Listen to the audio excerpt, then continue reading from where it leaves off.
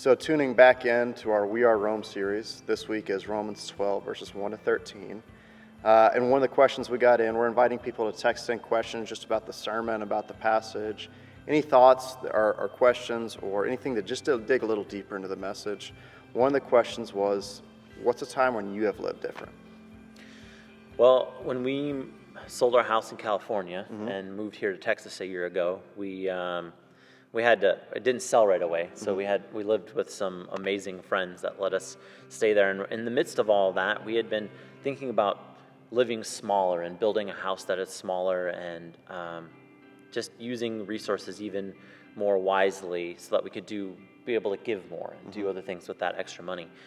And it just so happened that building didn't work out, and we ended up moving to an apartment just to kind of wait it out and figure out what's next before.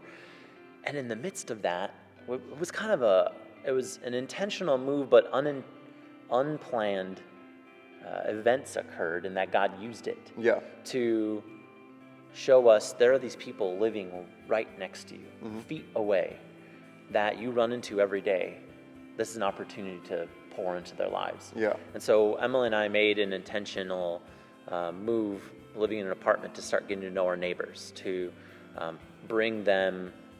We brought them plastic silverware and cups and plates, and said, "Hey, we want to do your dishes." And that's awesome. And so just doing extra things to show we love them and care for them, and being there to talk when they're in the hallway, breezeway, passing by, and being available.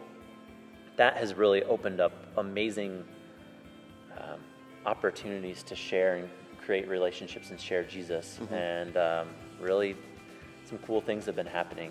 Which we've talked about in the past. It's just consistent intentionality, long-term investing in someone, and that makes the major statement, because people all the time, all religions, Christianity, any other religion, political group, anything, I'm going to step in and help you, and you're there for a moment, but then you're gone.